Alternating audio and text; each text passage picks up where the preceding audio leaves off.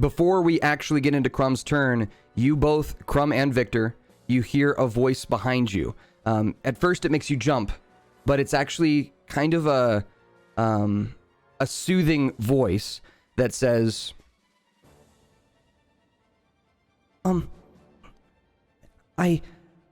there's a candle in front of you, you.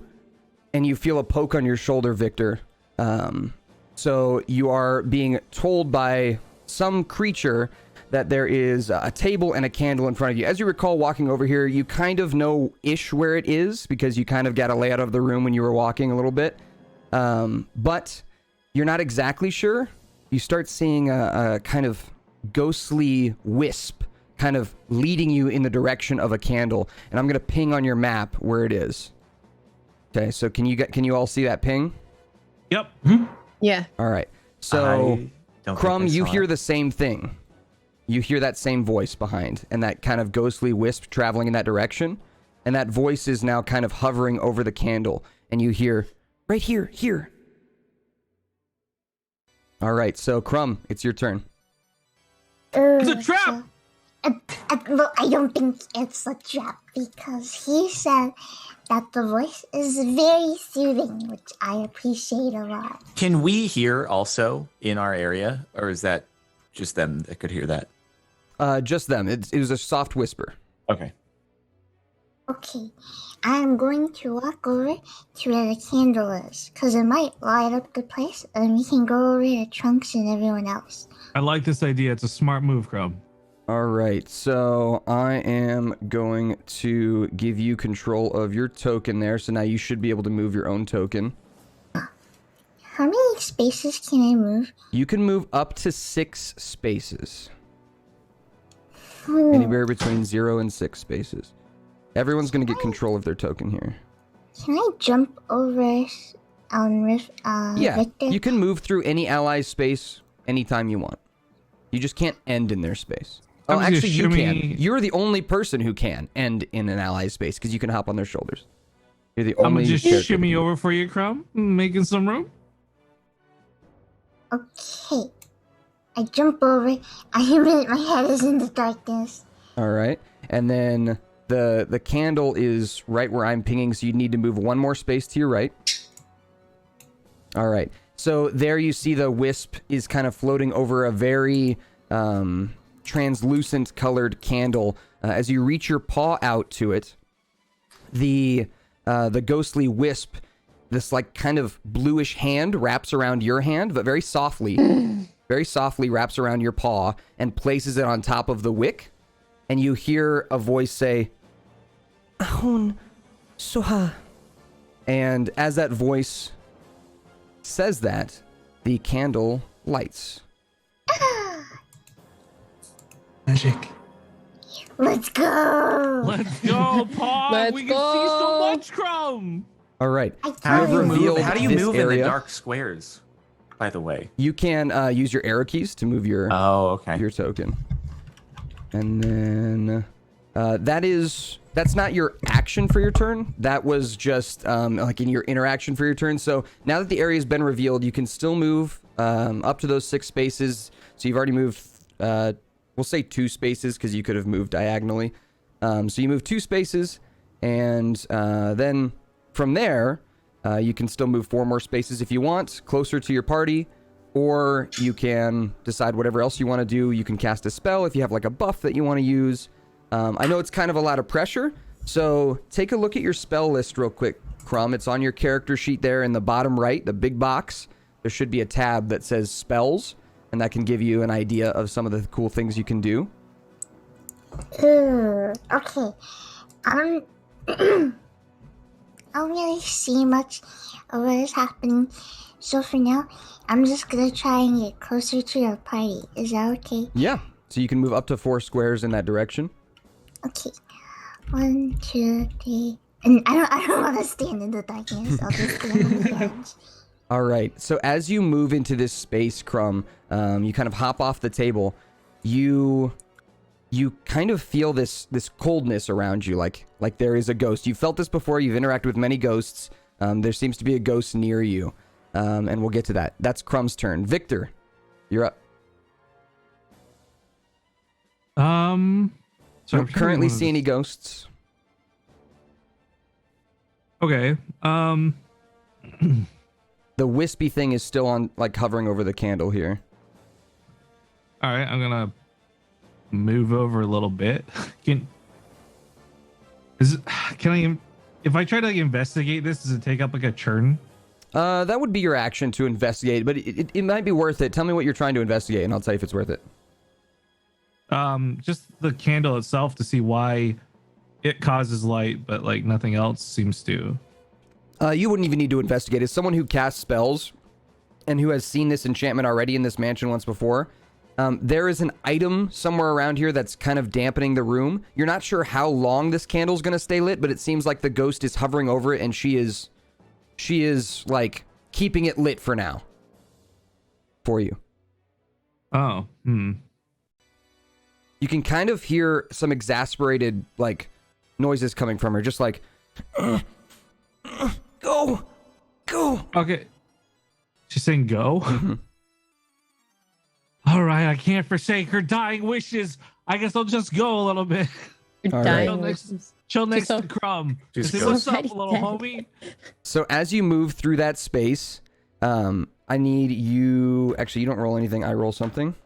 Okay. So a ghostly hand kind of comes out and slashes at you, but misses as you walk by. Like, misses. And it's coming from the bookshelf that you just walked by. All these, like... These lines are bookshelves. You may not be able to see them very well, but you will soon. So you're kind of walking between them right now. All right.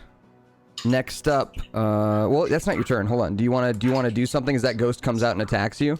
You could fire into the darkness at it with a spell or something. You still haven't done your action. Missile. Oh, I attacked the darkness with my firebolt. Yeah, that would work. Go ahead and roll your attack. You're gonna roll twice and take the lower number here, though. So roll with disadvantage. Which is the thing I pressed? The 2d10 or? The other one to the left of it, the plus.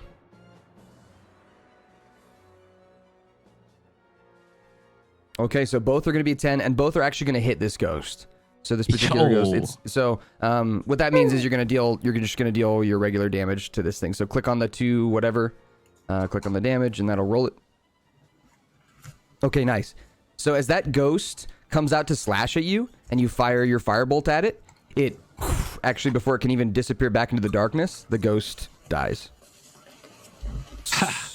Nice. You notice that was one of the grunt ghosts, so it has no face, no personality. It seems like it's just following orders. First I point my fingers at like a gun and blow on it to cool it off. Yep, your fingertips are still smoking. Some good shooting. Nice shooting text. Sharp shooting text. I'm just gonna end my turn. All right. So next up is the ghosts' turns.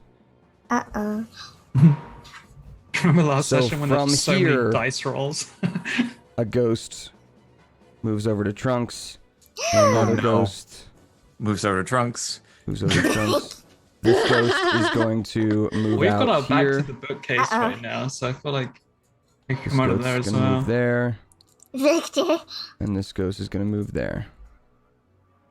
All right. I think I'm we're in okay. trouble. So I'm gonna Don't worry, roll little my friend, we'll first be fine. 2 attacks on Trunks. The first one's gonna be a 16 to hit. What is your armor class, Trunks?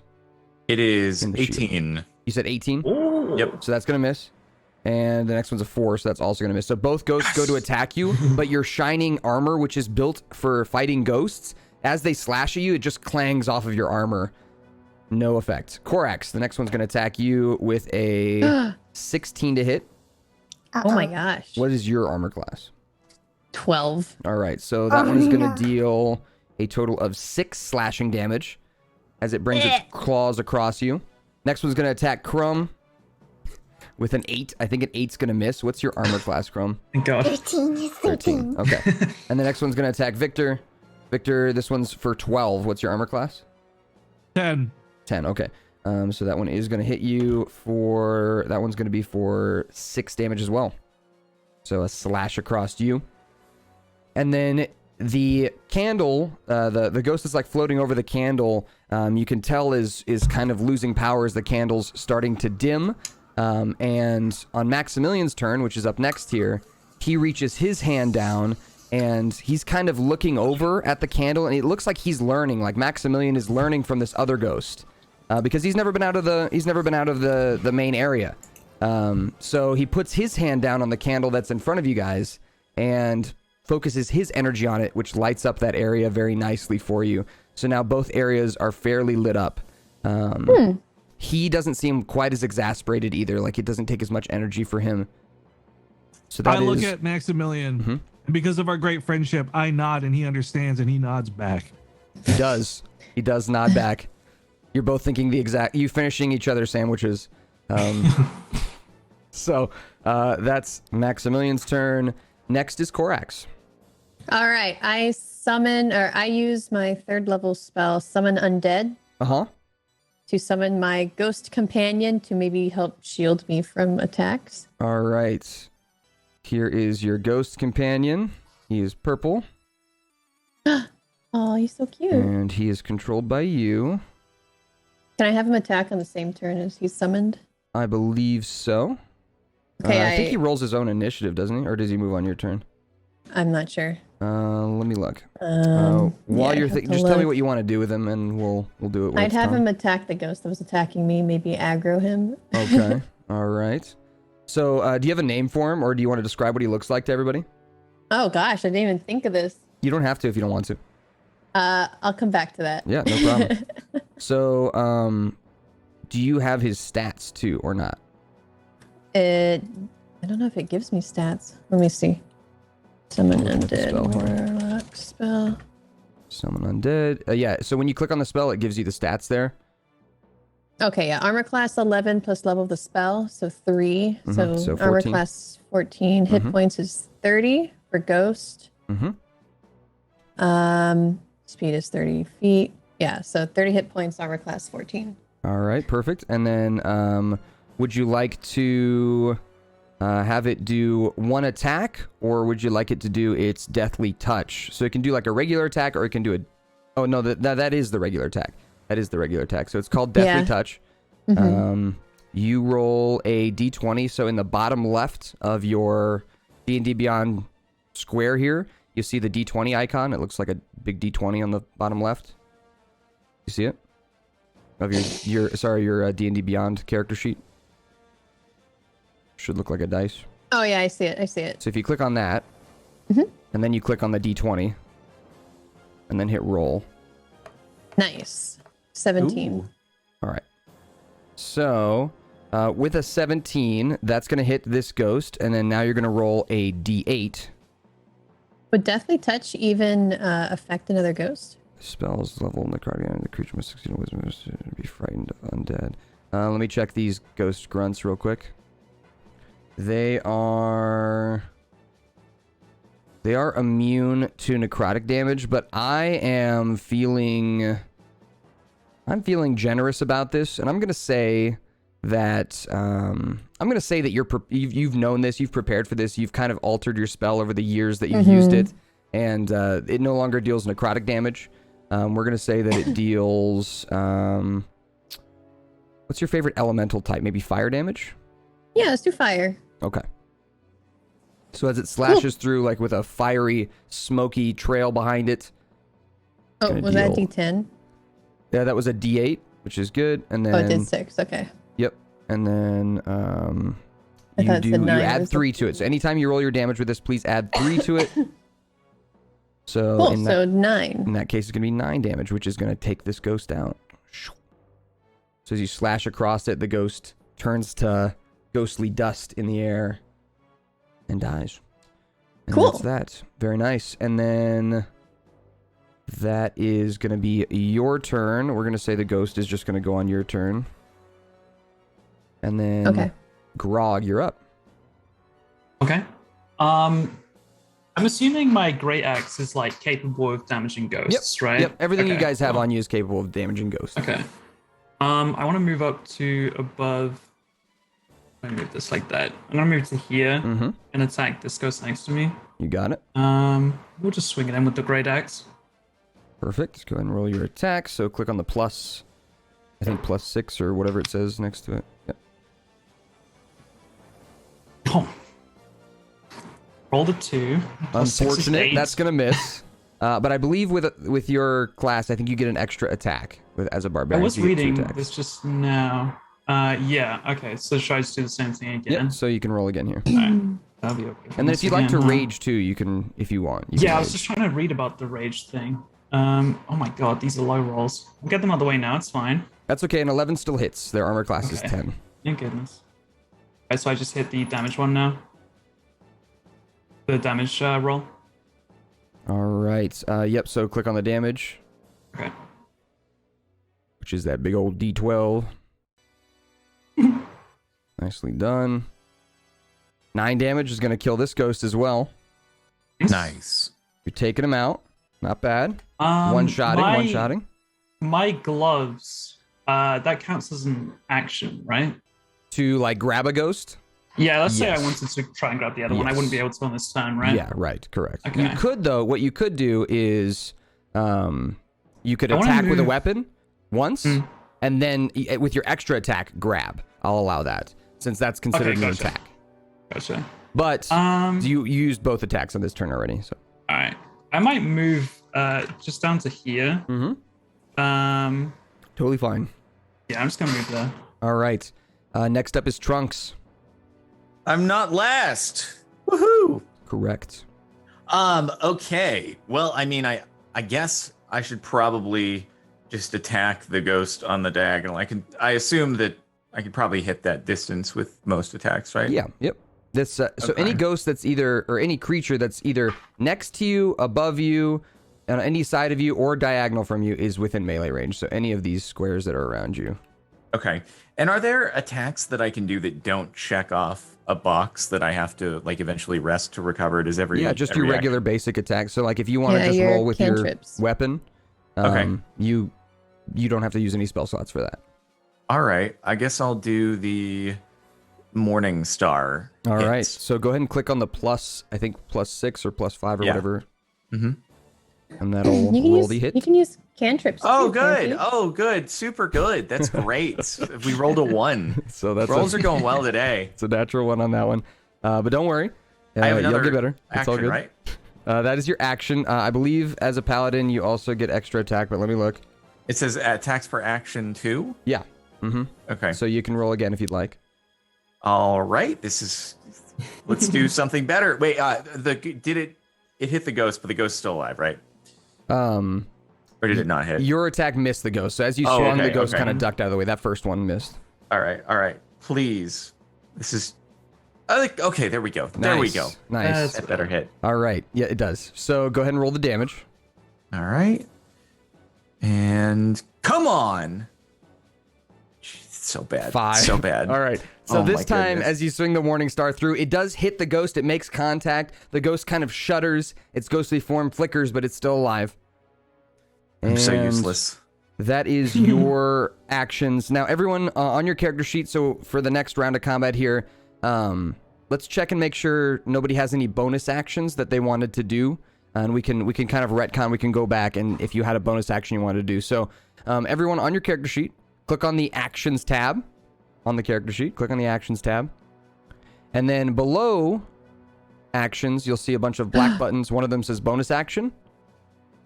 Everyone click on that. Wait, I'm sorry. Where's the actions? So big box, bottom right. It says Actions, Inventory, tab. Spells. Okay, I'm sorry. I got it. You're good. So you click on Actions, and then click on Bonus Action, and make sure that there's no other bonus actions you wanted to do on your turn, because everyone had a bonus action they didn't use. What is two-weapon fighting for me? That means you get to attack twice. Does that use up like some slot somewhere? No. Oh, I can just do that because I want to. Which you did. You did this turn. You okay. did that, I already did that. Got it. I did that too. Okay. I have one of my rages ticked off. Is that from our tutorial session? I don't think I've used that, right? I don't think you've used a rage either. That might be from your tutorial session. So hit long rest at the top of your sheet just to make sure we get everything. So did you want a rage? No. I was just checking. I didn't remember doing that. All right, and then Korax and Victor and Crumb, is there any bonus action that you wanted to do before we end? Yeah, I have a Misty Step. I can't do that as someone's attacking, right? You can't do that like while somebody's attacking as like a response to it. It's only on your turn that you can do it. Also, there is a restriction that everyone should know, all my spellcasters should know, that if you cast a spell that's level 1 or higher, all the other spells in your turn need to be cantrips. They can't be any other leveled spells. So you wouldn't be able to Misty Step and summon your undead on the same turn. Okay, makes sense. It also has 2 weapon fighting. Yep, so I think most of you have that. It just means like if you're holding 2 daggers, you can stab with your action, and then as your bonus action, you can do a kind of weaker stab. So, and I can tell you about that if you want to do that on your turn. I don't even think I have my daggers out. No, I don't think so at this so point. It's fine.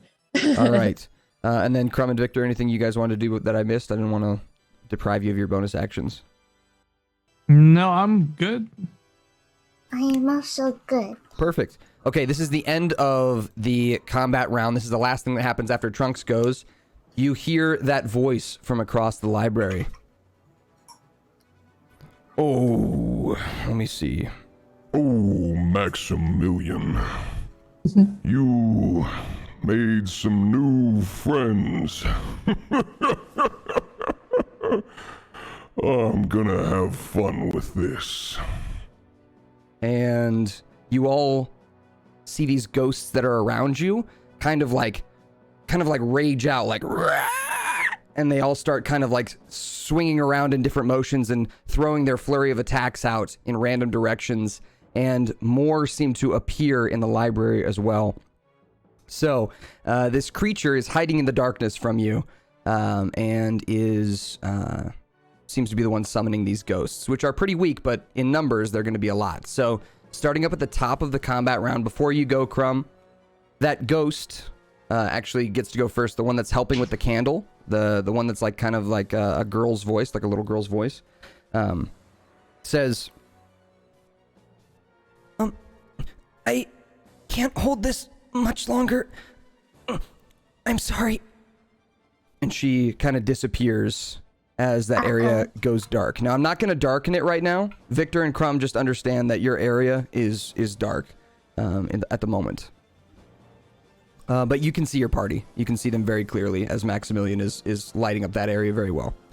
Crumb, it's your turn. Okay, I think I am going to run over to where they are because our place is dark and there's lots of bad guys. All right, so if you run away from this ghost, he does get to attack you if you don't use your action, like your main thing on your turn, to do what's called disengaging. The disengage action lets you walk away from this guy without him hitting you. But if you don't use your action to do that and you just walk away, he gets to slash at you as you walk by.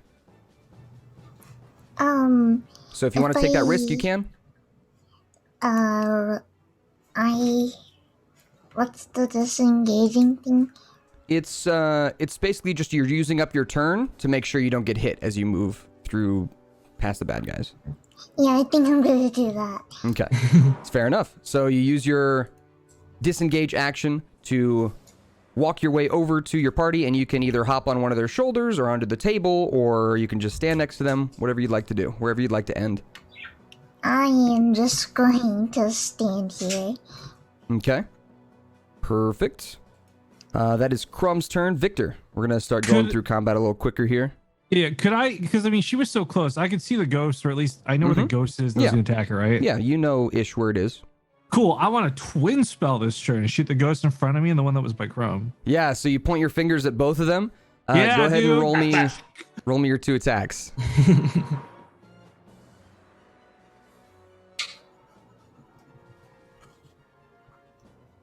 All right. Nice. So this is actually your first attack on the one that's next to you, because remember you have disadvantage on these attacks, so you roll twice, take the lower number. This hits with a 10.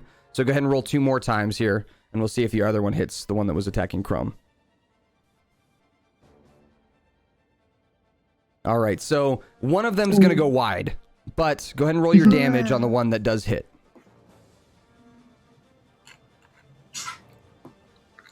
Bam. You kill that one that's right next to you. Nice. Toasted them. Both your fingertips are smoking now. The one seemed to kind of fly past that other ghost, though, unfortunately. Was it unfortunate, though? I don't know. Paul, part of your plan? I believe I have a lucky roll, do I not? You do. So can I not luck roll for that ghost? You most certainly can. So what do I roll again, man? So mark off your lucky, one of your luckies. Okay. And then go ahead and roll another d20. Just one? Mm-hmm. Good enough. Ooh. All right. So, the now lucky you roll, get to does pick it the just... 2 that you want to use here. So we're picking the 25 and the 22 instead of the... All right, we're picking the 20 and the 22 instead of the 8 and the 20 that we had. So you are going to hit. Go ahead and roll damage here. Does a lucky roll just replace whatever roll you want it to? Mm-hmm. Okay. He gets to do it 3 times. All right. 11's going to kill it. Bam. Wow. Double kill. I say out loud. Double kill. Kilimanjaro. That was my favorite one. Nice. All right. So then you still have movement. Agency. You still want to move? Yeah, I'm a buddy up next to Kara and say howdy. All right. So we're gonna. My name is Korax. Sorry, Korax. My mistake. All right. And that is all taken care of. It is now the ghosts' turns. The That one little ghost that is candle next to die for Grog us? is going to attack Grog with a 16 to hit you, Grog. Yeah, mine's 13. All right, and that's going to be 8 slashing damage, which is max damage for them. Then the rest of them are going to do their moves here. What'd you I say? got slashed. Who got slashed? Grog did. Oh, Mm-hmm. he's a beefy boy. He'll be okay. True. All right, let's go ahead and move the rest of these. So this one flies over and is going to attack Maximilian. This one is going to attack Crumb. Oh. This one is going to attack your ghost familiar, Korax. No, not named This to be one's going to attack determined. Trunks. I love. Oh my god. This one's going to attack Grog. Bruh. And this one is going to attack the ghost familiar. That's quite a few. Is this a never-ending thing? Like, we got to figure something out in order to get them to stop coming at us? You're not sure. That voice of Leon seems to be getting closer. Maximilian looks like he's looking around for a solution.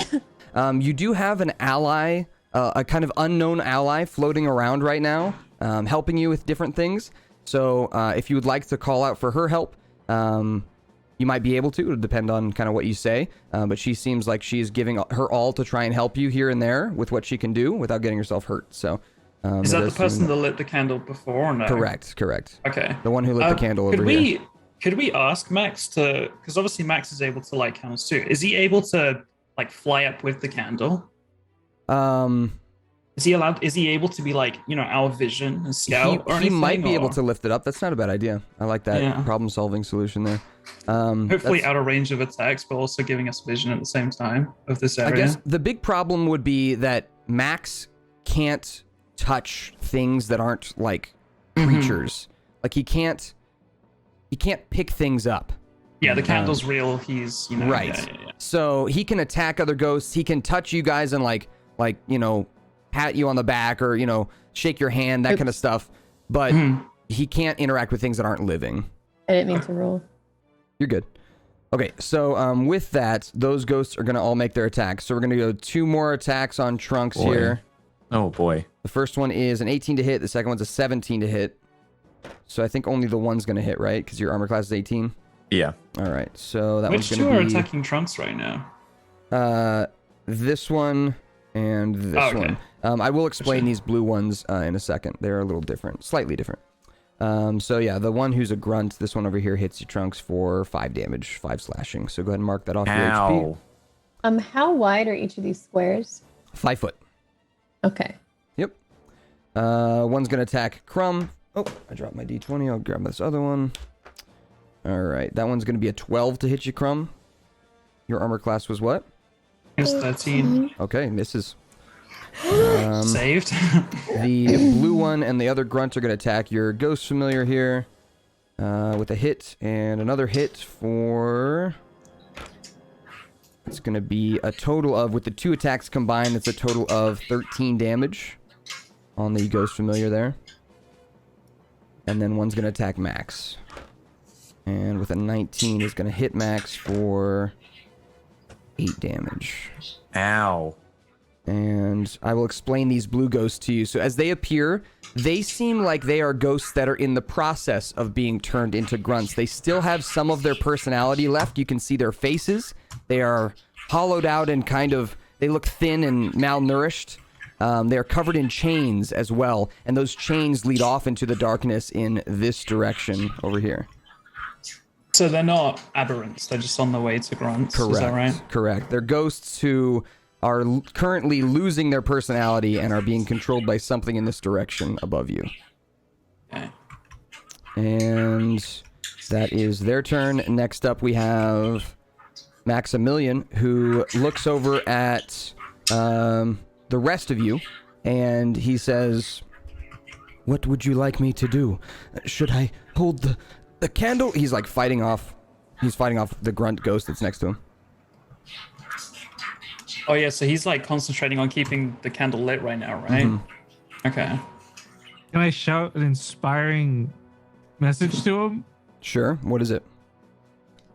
Maximilian!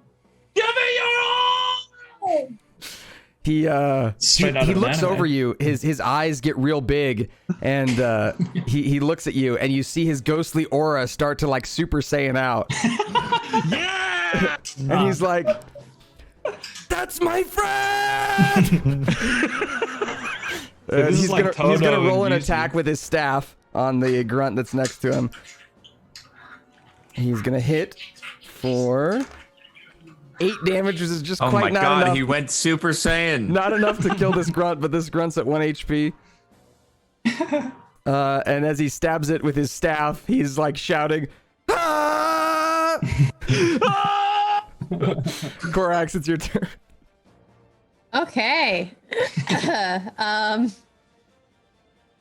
I guess I'll use my cantrip.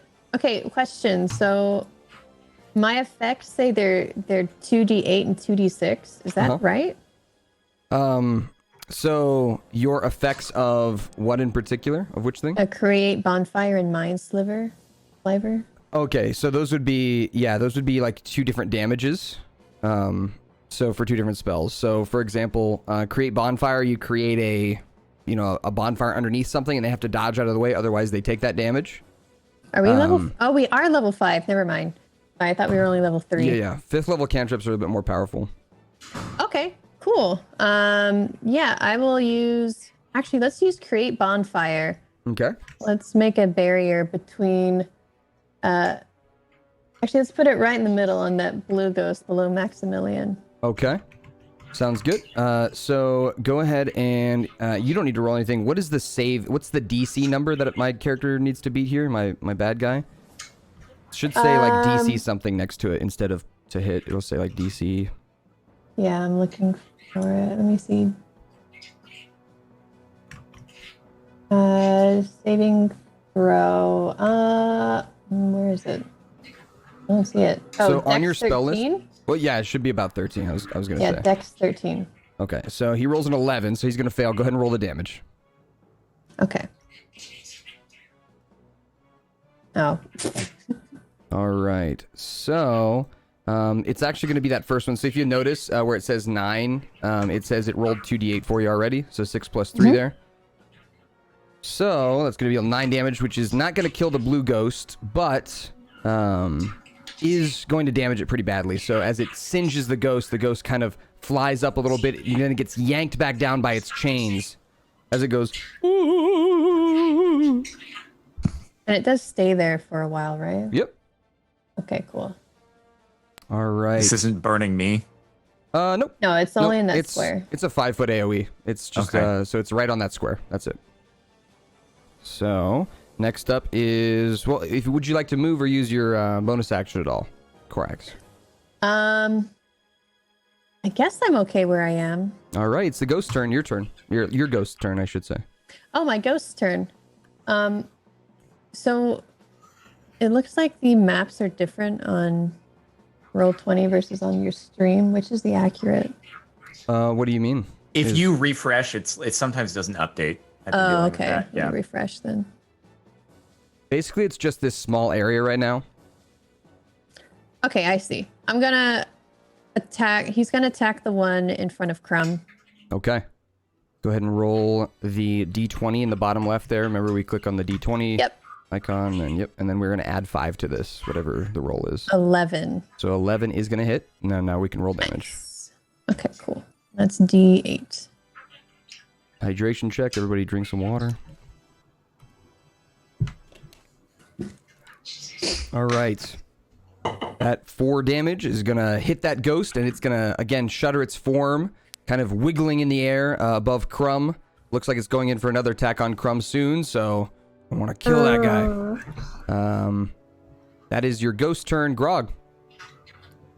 Okay. Can I do one of my attacks move second attack? Yeah.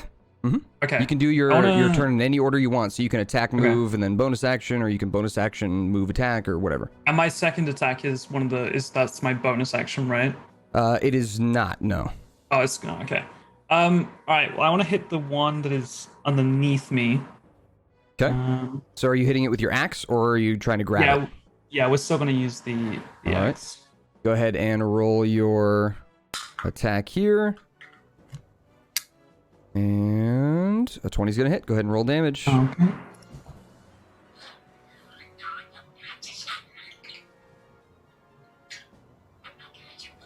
And 8 damage. As you hit that ghost, it almost dies. Just about dead. Okay. But not quite. They have 9 HP if you can't tell. Okay. And then can I...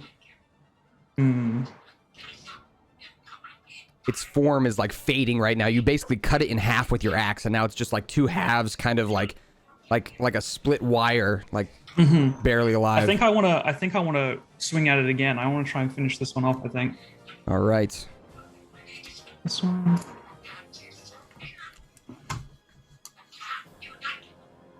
Oh. Oh no. All right. That's gonna miss, unfortunately. Okay. So did I not hit that ghost last round? I was trying to remember which one you had hit. Which one did you hit, Jordan? I thought it was the top one. Was it? It might have been the bottom one. You're right, actually. I think that ghost did die. So I think you're right, actually. Yeah, he hit it already, yeah. Yep. Should we just say I missed the second one then? So which ghost are you attacking with that second one? I mean, it doesn't really matter because you're going to miss, but... yeah, I was going to swing and hit the one above me. Okay. Or swing at the one above me. Okay. So yeah, it does miss. That second attack misses the second ghost, but yeah. Would you like to move? You can move to like right here, right? Yeah. If you'd like, and you still avoid an opportunity attacking. Nothing's going to attack you if you move there. This blue ghost might, I guess, but I'm just telling you, he's kind of focused on Trunks right now. So. Oh, cool. I was going to pop rage for this, but it's fine. I can do that next turn, right? Yeah. All right. Yeah, I'll move. Yeah, I'll move here. Why not? All right, Trunks, you're up. Okay, so I have the divine sense thing, right? If I were to move towards the direction of the chains and then use that, would it potentially reveal Leon? Can you read divine sense for me? Let's see. As an action, you can detect good and evil. Until the end of your turn, you can sense anything affected by the Hallow spell or know the location of any celestial, fiend, undead within 60 feet that is not behind total cover. Okay. Yes, you can. So to answer your question, you can use that in this situation, and it will reveal any enemies that aren't like hidden inside of a bookshelf or in a ceiling or behind a wall. Okay. And if I moved first, though, would I have 3 ghosts who all have a chance to attack me? Depends on where you move. If you move, the chains are going this direction. So yeah. So if I moved like over, leapfrog Grog and the ghost above him, to be on that bookshelf, would I get attacked? Do you want to be on this bookshelf here? The upper bookshelf, yeah. Okay. Can you see the pings, Jordan? So what's that? Can you see the pings on the map? It varies, but yeah, I can see that right there. Okay. It sometimes you're like goes fading in and out. Your thing keeps like blinking in and out. It's very weird. Yeah. All right, so this bookshelf, you want to get there, you would take 2 opportunity attacks. One from this blue ghost and one from this this grunt here. Okay. Should I do and if I do the spell, that means I can't attack, right? That's just my action. That would be your action. Yep. Okay. And would be pretty useful. Okay. I guess it would be a powerful moment. It would be a very cool moment. All right. That would be pretty I'm cool. gonna jump on Grog's head. I'm gonna jump on the other ghost. Jump onto the bookshelf. I'm so nimble, and hopefully they roll less than 18, please. All right. So you are first gonna roll me an athletics check with advantage. Okay. So roll twice, take the higher number. All right. Those are good. Nice. That's pretty good. Ooh. Nice. So with a 20, you leap away from this blue ghost first. He's gonna roll. He's gonna miss with a 5. So he slashes at you, but it just clangs off your armor. You jump over Grog. Grog, you look up in amazement as Trunks, one of the heaviest people you've ever met in your life, jumps over you. You are gonna land on top of this grunt that's behind Grog, and I would like this grunt's gonna roll a saving throw. The grunt's gonna fail with a 6, and as your holy armor lands on him, he's got 1 HP. He just disappears into dust. Stomp him? Goomba stomp. Stopped him. You stomped him, and then you jump up here onto this bookshelf. The grunt next to Grog is gonna attack you for a 19 to hit. That one is gonna hit. No. For 7 damage. Oh my as it god! Slashes what are you. these rolls? And You're doing flips in the air as an elephant. You're concerned about these ghost rolls? it does catch you in the thigh as you are leaping onto the bookshelf, but as you get on, the bookshelf starts to tip forward like it's gonna fall, but it tips backwards and then just kind of stabilizes. And you reach your hand up, you summon your divine sense, and as you do that, Maximilian looks back at you, and his eyes get real big, and you see the first smile you've ever seen on Maximilian's face. Sorry, Rifkin, it wasn't you. Wow. Hold on. I'm hurt, by the way, by this. Are My you? character's hurt by this. Oh. All right. Oh. So we are going to zoom out here for a second here so that the whole chat can see the map here as all the candles in the area light up with your divine sense. That was cool. Neat. Yes, let's go. That was pretty badass. All right, zooming out. And then Oh, there's more ghosts. there's only a couple There's that one you more can see. enemy. Who's that big boy? I think Big Uh-oh. Boy's Might be probably our boy. Leon, but Oh, then God. I think Uh-oh. the little one down there is probably our helper. That's our The friend. the right? girl, yeah, right. All right, so let me just fix my map here on the stream, and then we'll be good to go. Doot, doot, doot. Hey, just The for when it's chain- my turn, can I move and then do spells? Yep, you can do them Yeah. in any order you want. Are the chains going around the bookshelf, over the bookshelf, through the bookshelf? This way? Like This over north the way? bookshelves, like floating. They float upward into what was the darkness of the ceiling, and yeah, they float it. directly to this big creature up here. Okay. Which I'm gonna scroll up to for the chat. Is that too zoomed out, chat? Chat, does that look good? It makes sense to me. Is there something to the? Oh, the Okay. bonfire. Is that the bonfire that's drawn on that one? Oh yeah, Yeah, I that was was trying the to draw bonfire. the bonfire. Yeah, I Okay. knew it I was don't you. I don't see the drawing anymore.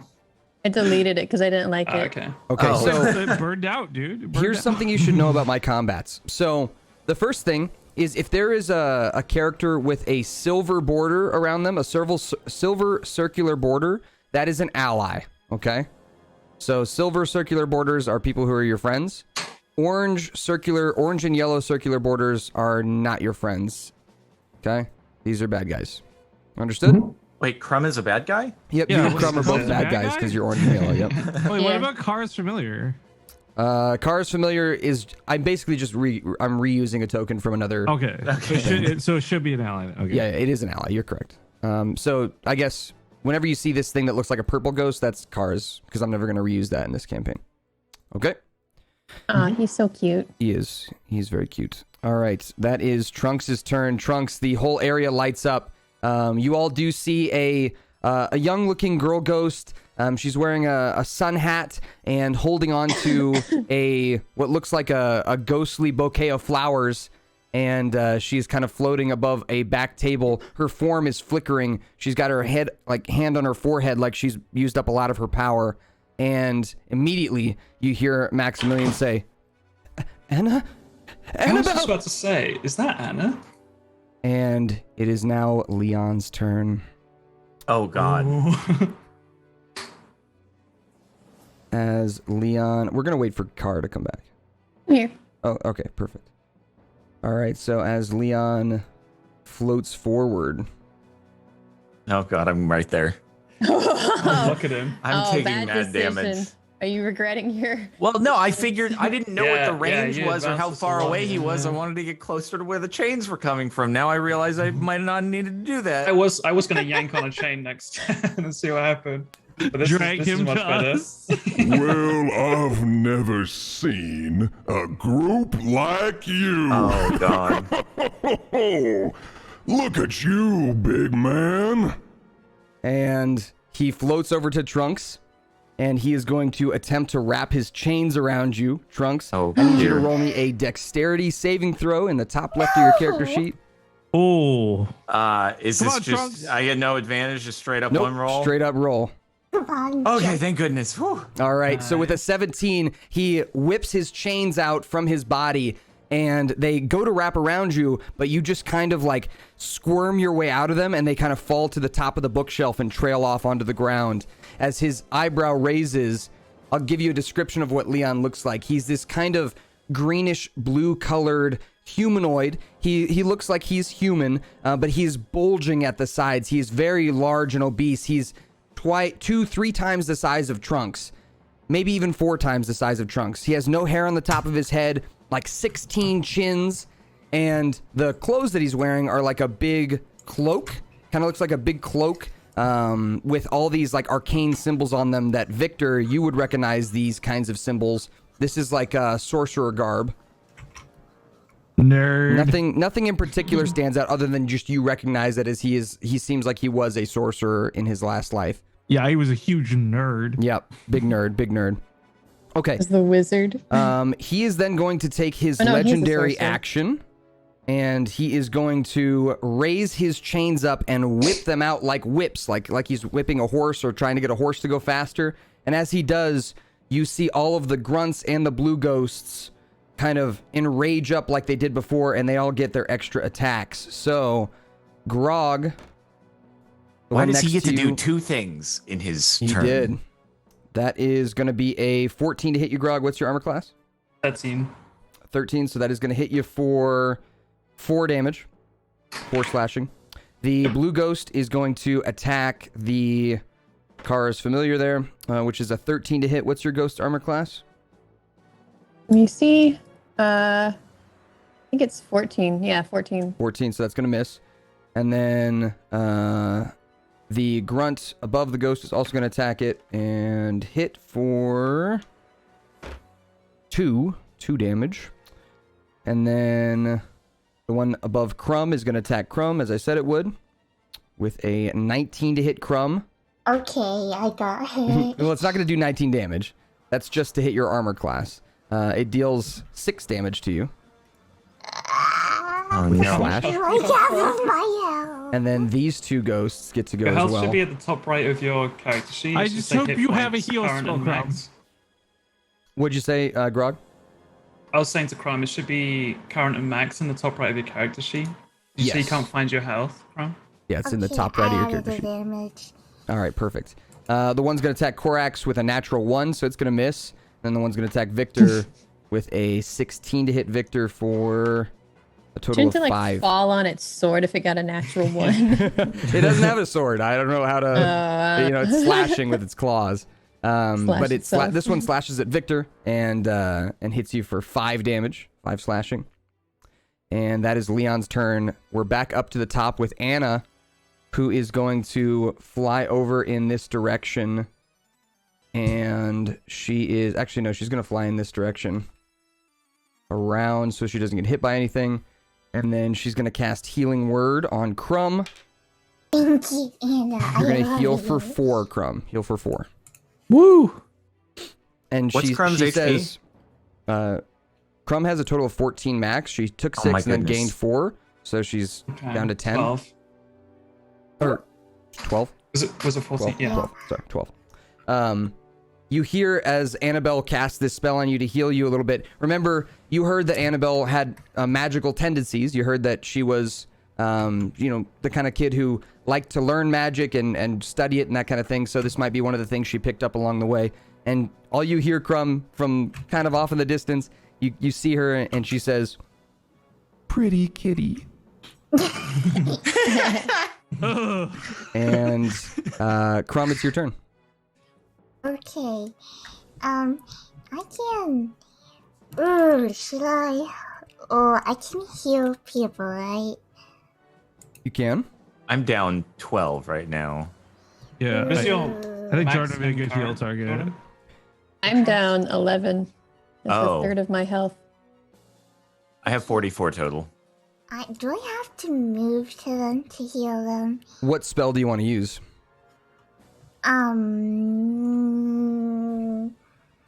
If it's healing word, no. If it's healing touch, yes. Or cure wounds, cure wounds, then yes, you have to move. Crumb's in touching distance of Korax, though, right? Correct. True. So, wouldn't have to move for Korax, Correct. right? Or no? Correct. Okay. Or Victor. Yeah. Okay, I think I am going to. There's a ghost next to me. Okay, Korax, I'm gonna heal you, but in return, please kill the ghost next to me. I don't want to die. Done. Easy. I've got you, Crumb. Don't worry. All right, so go ahead and roll the healing that you want to do there. So click on the whatever the dice is next to that healing spell, and it should roll it for you. I actually cannot find it. So go to your spell list. Do you know how to get there? Okay, yes. All right, and then what healing spell do you want to use? It should be. I don't have it up. I don't have your sheet up. But I can get it up.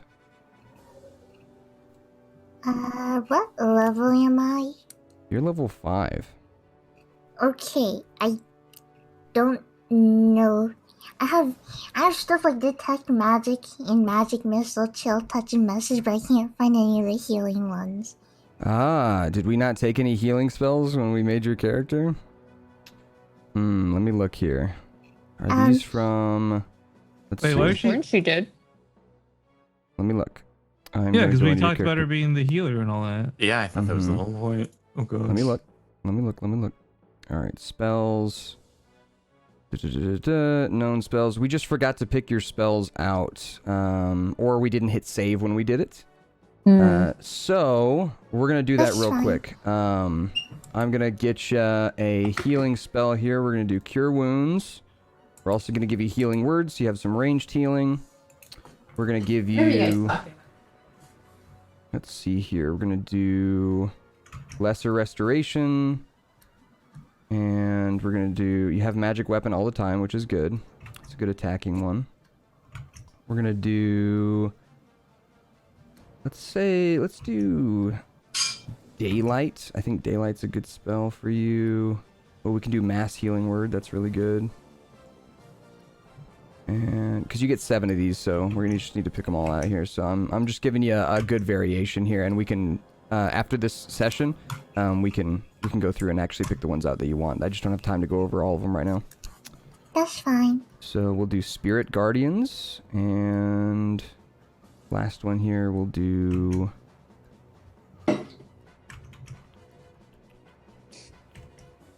Beacon of Hope. Alright. And then with your cantrips, we will give you Guidance and Light and... Spare the Dying, and we'll do Word of Radiance. Yeah, cool. Perfect. All right, so now refresh. Go ahead and refresh your character sheet. Okay. It'll be cool. It is cool. So I'm gonna do the rundown. I don't have to move, so I can just heal Car, right? You can heal Kara with any of your healing spells from where you're at. So I'll give you a rundown of what they do. So Cure Wounds is the most healing you can do in on a single person. So It does a D8 of healing, which could be up to 10 healing, which is pretty good. But you have to touch somebody for Q runes, so you have to actually be within 5 feet of them. You are within 5 feet of Kara right now, so you're good. Healing Word is a smaller heal. It's a D4, so maximum you could heal is 6. But it's ranged, so you could do it to somebody 60 feet away from you if you want. So you could heal Trunks even if you wanted to from here with Healing Word. And then the last healing spell that you have is Mass Healing Word, which lets you heal up to 6 creatures at the same time. It's your strongest spell, like your strongest level spell.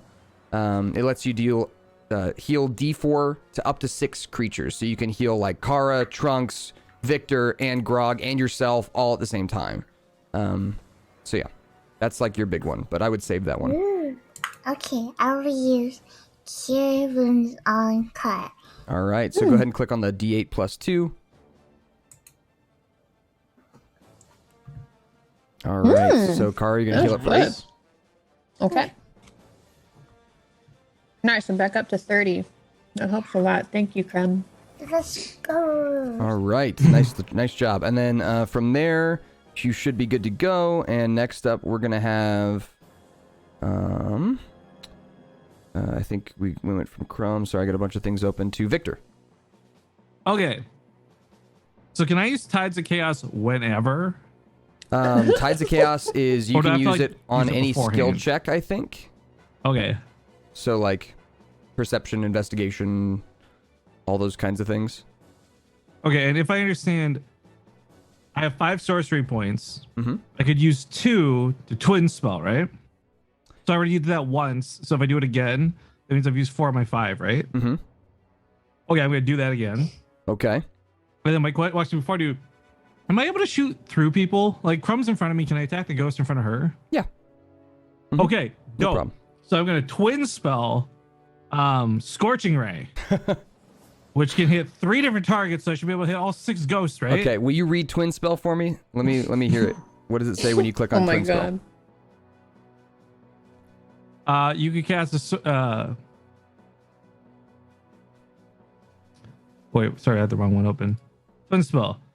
You can spend sorcery points equal to a spell's level 1 for a cantrip to target a second creature within range of the same spell, as long as the spell at that level is being cast is incapable of targeting. Oh, bummer. Okay, so it has to be something that's only single target, right? Okay. Victor was about to go Super Saiyan as well. That would have been sick. I was gonna be like, pew pew pew pew. You know pew, what? pew. I think it's a cool idea, and I like your character enough. Oh my god. I will allow it if you have each spell only target one creature. So all 3 bolts hit one creature, and then all 3 bolts hit another creature.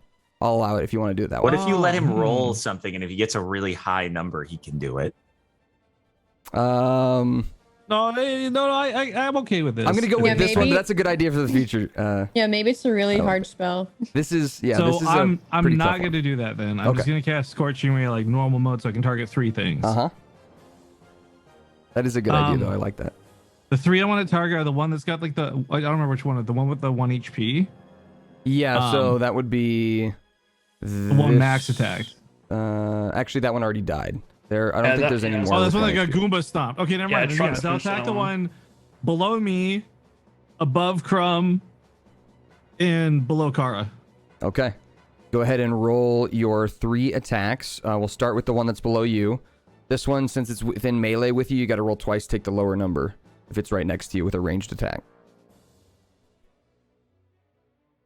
Okay, 12's still going to hit this guy. So Dope. now we can roll damage on that one. All right, 4 is not bad, not great. So yeah, good. All right, 4 damage on that one, and then we got the next one. We're firing at the grunt above Crumb. Crumb, yeah. So go ahead and roll just a regular attack there, just not twice. Just take 1 roll straight up. Please kill it. Please kill it. All right, and then go ahead and roll damage because that definitely is going to hit. Ooh, nice. Unfortunate, deals 6 damage, not quite enough to kill it. Oh, And then your last one goes backwards towards the creature attacking Korax. Go ahead and roll your attack there. This one's just a regular attack. Gonna hit. Go ahead and roll damage. Boom, boom, boom. Why was the first one disadvantage? All 3 hit. Nice. 11 damage on this blue ghost back here. Nice. Nicely done. All right. Okay. Then, I guess, so that's my action. I can convert these points to do a bonus action. What was that? So I didn't twin spell, so I didn't use sorcery points. But it says I can convert sorcery points to do as a bonus action. So can I use them to do another one to attack the one above Chrome again? What is? Can you read the bonus action thing? I already attacked the one in front of Crumb. Yeah, but he said it barely didn't kill it. No, but I mean, like, you already hit it once, and I already hit it once, so I feel like it should be dead by now. Which one were you attacking? The one that was in front of Crumb? There's 2 in front of Crumb. The one directly above Chrome. Okay. Yeah, and that's the one I also attacked. Okay. Yeah, that one's dead. This one's still right in front of Crumb. My question is still saying is you can use your sorcery points to gain additional spell slots or sacrifice spell slots to gain an additional sorcery points as a bonus action. So I don't know what that means. Does that mean I can attack again if I use sorcery points? I am going to look at your character sheet real quick here. I think it lets you get additional sorcery points as a bonus action. You spend your bonus action to get more sorcery points, but let me look. Oh, I thought, because it says convert sorcery points, I thought that meant like from sorcery points to a bonus action. Yeah, I'm probably wrong, which is why I'm looking. Okay, so we're looking at... Let's see here. You can use sorcery points to gain an additional spell slots or sacrifice spell slots to gain additional sorcery points. You learn other ways to use sorcery points. So creating spell slots. You can transform unexpended sorcery points into 1 spell slot as a bonus action on your turn. So if you want to regain a spell slot, you can use some of your sorcery points to regain a spell slot. So far you've cast Scorching Ray, which was a 2nd level spell, right? Or it's a 2nd level spell. So on your spell list, we got to make sure we're marking these off as you cast them. So that's what they're talking about here. So if you look on your spell list, click on the spell tab, and then scroll down to 2nd level. You see Scorching Ray there, yeah? Yeah. So click on the box in the top right that says slots. Click on that box to mark one off. Yeah. Okay? Yeah. And then, so what this is telling you is, as a bonus action on your turn, you can expend some of your sorcery points to regain that slot back, so you can cast more Scorching Rays. Does that make sense? Oh, so it doesn't let me just like attack a second time? No. Mm-mm. Oh, okay. That would be a bit OP. I guess.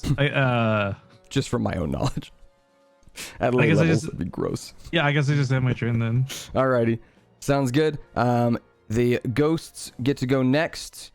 They are going to continue their tirade here. One's going to move there. This one is going to roll. How much HP do the blue ones have? You're not sure. Okay. Say that one next to Car has been here for 11, right? Yeah, that one on the bonfire. Shouldn't it have like gotten bonfired again? This is at the start of its turn, so it will, yes. Okay. So, yeah. Rolling to hit Korax, roll to 1.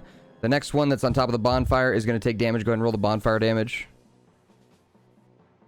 Yes. The one next to Victor is going to attack Victor for an 11 to hit. I think that's still going to hit because you have a 10. Yeah. Okay, so 3 on the one there, which is going to attack then Korax. And a 12 to hit you, Korax. I'm armor class 12. What okay, so that is going to hit. So Korax, you're going to take 3 points of slashing damage. And wait, Victor, how much damage did I take? You're taking 3 as well. And then Grog. Ow. Gonna miss you with that attack because you rolled a 6. And then this last grunt here is gonna attack the Ghost Familiar with a 20 to hit. Not a natural 20, just a regular 20. And gets 6 damage on the Ghost Familiar. Have you been keeping track of that bad boy's health, or you wanted me to keep track of it? I was not keeping track. Okay, I got it. It hasn't been hit yet, though. It only just got hit, I think. Twice. It's been hit. Yeah, it's been it's been hit for like, I think 14 and then another 4, did I say here? Really? He's been getting wrecked, yeah. I thought oh, okay, whoops. He's been taking quite a bit of aggro. All right, good. As you wanted. Also, I thought of a name for him. Okay. It's Intibity. Because it's NTBD, name to be determined, Intibity. All right, Intibity it is. Okay, those are the ghost turn.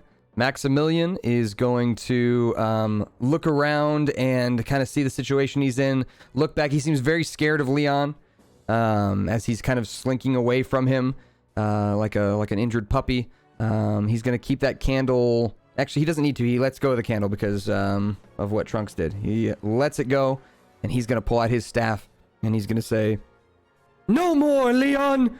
I have my friends here!" And he is going to point his staff at Leon and cast Chromatic Orb, which is going to miss as it flies past Leon. That's awkward. It flies over Leon's head and hits the top of the ceiling and singes. That is Maximilian's turn. Korax and Intibity are up. Sick. All right. God, I have so many things near me. All right. Intibity will attack the one to my right. Or actually, no, I promised Crumb that I would get rid of the ones in front of her. I'll attack the one in front of Intibity. Or Intibity will attack the one in front of Intibity. All right. Let me do the roll. And we're going to add 5 to whatever this is. So 7's going to miss.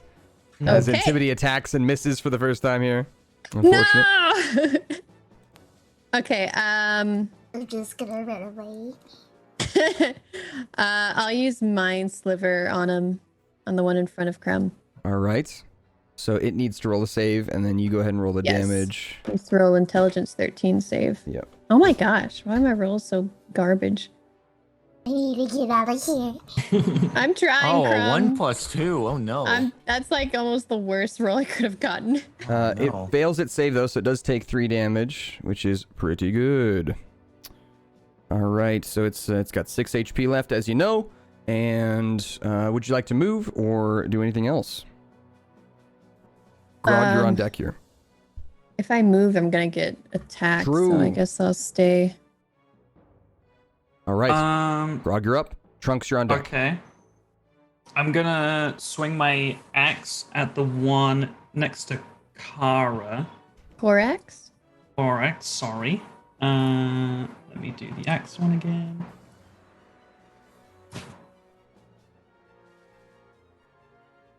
All right, so great axe to hit here. Definitely going to hit. Go ahead and roll your damage. That's pretty good. All right. Yeah, not bad. So as you bring the axe down on this one, you cut it in half, severing its chains as you just hear a and it dies. Okay. Is Popping Rage an action? Bonus action. Okay. So I still have another attack and a bonus action. Is that right? Yep. Okay. I do want to pop Rage. Yep. I want to. So we're gonna add an extra 2 damage to all your damage while you're raging, just so you're aware. Mm-hmm. Okay. Yeah, and then I will swing at the one to my right as well. Alrighty. Go ahead and roll your attack. This grunt probably died at anything from you. Uh-huh. I pretty sure just like headbutted it, honestly. All right, so go ahead and roll your damage. Raging. Oh, is that a hit? Yeah. Okay, that's fine. 10 hits these grunts. Okay, good. Yeah. Damn, I rolled a 12 on a d12. All right, not bad. No. So Ooh, yeah. another ghost down. 17 damage on that one. Bam! Yeah, what I wanted to do in this move, I think I don't have enough actions to do it, but I did want to grab a chain and pull on it as hard as I possibly can, just to see what happens to Leon. But I don't think I think that probably counts as an action, right? Yeah, probably. Yeah. Okay, that's fine. Let's stick where I'm at. All right, Actually, Trunks, you're up. move. You can move if you want. You can move. Yeah, I'm just gonna move that. Yeah. Yeah. All right, Trunks, you're up. On top of the bookshelf, Leon is in front of you. Yeah, so I think I probably want to. I've taken some damage. I want to back up a bit, and then I want to start just yeeting some guiding bolts at Leon. All right. So if you want to back away, he does get an attack of opportunity on you if you want a guiding bolt in the same turn. Otherwise, you can back away without guiding bolting, and using your disengage action, you can just get away without getting hit. Maybe our backpack. He may miss. You have a very high armor class. I'm feeling spicy, so I'm gonna back off unsafely. All right. And then I'm going to try to go to the square, like down and diagonal from that fiery ghost. All right, you go ahead and move there. If it'll let me. This is kind of wonky for me for some reason. Okay. I'm trying to refresh the What page. browser are you using, if you don't mind me asking? Chrome. Chrome. I feel like it should be pretty good on Chrome. That's weird. Yeah, Chrome with Gartic phone too. I think it's just his internet. Maybe. Yeah, can you move me Yeah. down Where there? would you like to move again? Just diagonal down from the fiery ghost. Like here? Right there, so I can still attack that thing if needed. Alrighty. And then you want to do a guiding bolt? Did Leon didn't He's roll rolling that it right now. Okay. He rolled a 14, so he's going to miss. Woo! Get wrecked, Leon. And now, we'll guiding bolt at Leon. His attack is very creepy. His hand grows like massive as he goes to try and slash at you, but then it goes back to its normal size as it misses. Master hand. Okay, so roll a guiding bolt. Yep, go ahead and roll the attack first, so not the damage. Roll the attack. Okay. Whew. All right, come on. That's going to hit. Let's go. Go ahead and roll the damage. I need the dice to evaporate so I can click. There we go. All right. Come on. That was pretty good. That was pretty good. That's not bad. All right, so you also feel as you fire this radiant bolt out at Leon, it hits him square in the chest with a great hit, and your searing bolt leaves your holy symbol right on his chest as he looks down at the smoking symbol and lets out a "How dare you!" And his eyes get real mad. big. Your guiding bolt dealt extra damage as well because it is radiant damage, and you know that it works pretty good on these kinds of things, these ghosts. Let's Don't go. help us. All right, that is Trunks' turn, Leon's turn. He is going to float forward, and he is going to position himself in a good position here to catch all of you. Oh, frick. And he's going to open his mouth as his mouth unhinges, his jaw unhinges, and it starts to open like a snake. You just hear this unsettling noise come from his mouth as these ghostly hands all come out of his maw, and from across the room from you, he sprays a sea of ghosts across you all. Grog, Trunks, Korax, Victor, and Crumb. Everybody roll me a dexterity saving throw in the top left of your character sheet. Dexterity saving throw. Oh, no. Oh, yeah, let's go. I'm gonna Hey, roll Jordan, for... let's go. Almost got my first 20. All right. Wow, look at all these. Wow, okay. Huge. Okay. Oh, Crumb. So, for the most part, everybody dodges out of the way. Crumb, let me think for a second here. Nah, I can't think of any way to help you in this situation. Sorry. Oh, no. So, Crumb and everyone else, let me roll my damage here. As these ghosts fly across you, you all take... Those of you that save, so those of you... Everyone but Crumb is going to take 6 damage. Total of 6 damage. Nope, I'm sorry. I miscounted. We can't avoid it? I miscounted 5 damage. You did not avoid it, no. These ghosts flew through you and dealt 5 damage to you. Oh. Is it possible to use Intimidity to block Crumb from the damage?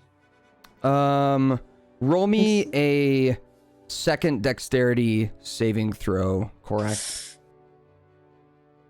Okay. This will be Intimidity diving in front of Crumb. Oh, no.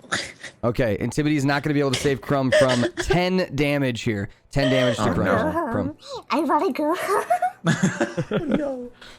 So, as the ghosts fly through, you all feel these chills down your spine, and you look over at Leon, whose mouth now closes up, and in fact, the creatures that he threw his ghosts on included his own allies here, who he ended up taking out for the most part. As he does that, he hinges his mouth back into place with a loud snapping noise and says, "You weak little things." And those ghosts that he sprayed all over are now kind of disappeared into the ether. But you guys can see that it seems like there's more ghosts forming in the area from the goo that he left here all over the place. These ghosts seem to be forming, so you're going to need to take care of him quickly. All right. Okay. Anna. Did Anna and Max get hit by these? Max did, Anna didn't. Okay. From what is your health total? I'm at 2 HP. Oh no. 2. And what are you total? Like, what's your max health? 14. Oh my Okay. Oh god. So Anna's going to move over here, and she is going to... she's going to cast Healing Word again on Crumb for this time 3 healing. Shout out to Anna. Okay. Shout out to Anna. Don't die, pretty kitty. Crumb, you're up. Anna. You said we can go to people and like talk to them, right? Mm-hmm. Okay. You can also heal yourself. Can I go to Anna? Because that's also kind of getting away from Leon and talk to her. Mm-hmm. Okay, I'm gonna do that then. All right. So as you walk up to Anna, she kind of floats down in front of you. Hi. Hello, Anna. I would like to ask you a few important questions that are vital to our investigation. All right. So I will tell you, Crumb, each person's turn is about 6 seconds. So you would need to shout a question and get a response, and that's all you get to do for talking in a turn. So your turn's about 6 seconds of talking. Okay, I'm thinking of a question. Do you remember what happened before this thing happened? Can you repeat the question for me as the DM? Do you remember how this all started? Oh, that's gonna be a long response. She says, No. I remember. We need to do this first, and then I'll tell you everything.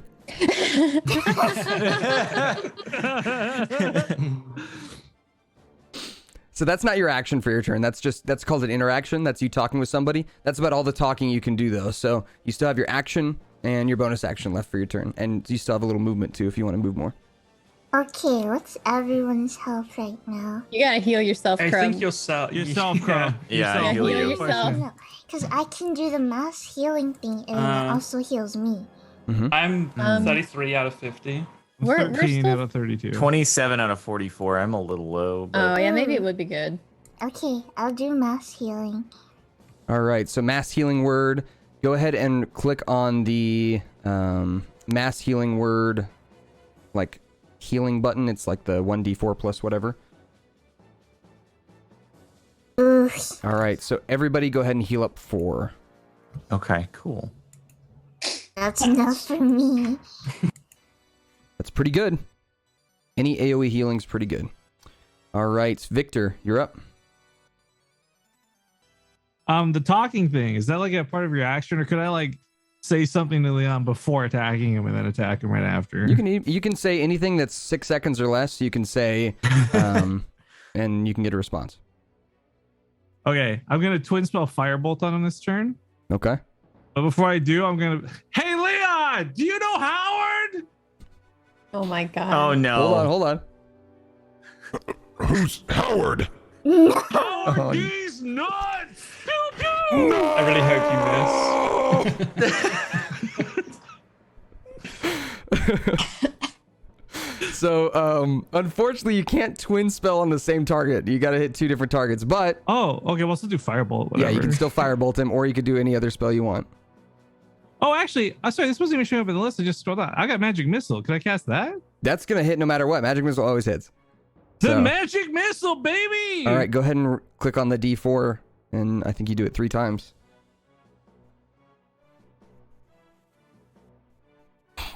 This is really bad. Oh no. It was one of the worst magic missiles I've ever seen. Oh no. Hang on. Oh my Just god.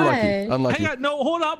I want to like Tides of Darkness and Luck 2 of those rolls. Or Tides of Chaos, I mean. And, like, unfortunately, it only rolls. works on D20 rolls. You gotta, so like when you attack Okay, or when well, you... I can luck one of the rolls, right? Not the damage rolls. Really? Yeah, Yeah, it's not a unfortunately. D20. It's a D4. Ah, okay, then yeah, whatever. Unfortunate. But we will have you do your wild magic. Have you used Wild Surge yet at all? Have you used it? No, you told me this would happen like maybe in combat, but that's it. Okay. Roll me a so in the bottom left of roll or D&D Beyond here.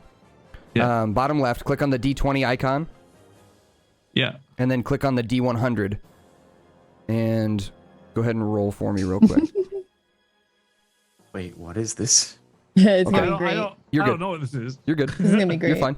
You're good. All right. Next up, would you like to move or do a bonus action at all? Okay, so that's the other thing. I was looking at this. So bonus action, at the end of my turn, I can get a sorcery point back. Is that what that is? You can spend 2 of your sorcery points to, I think, get a level 2 spell back. Something like that.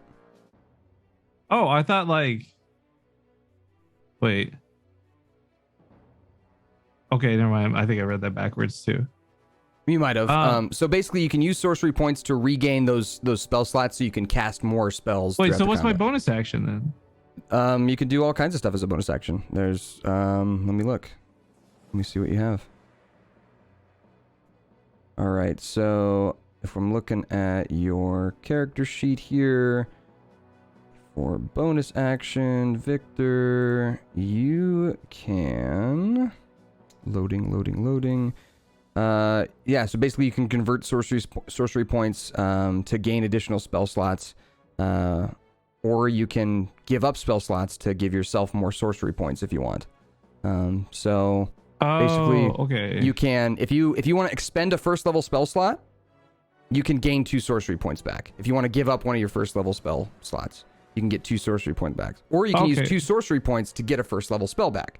Does that make sense?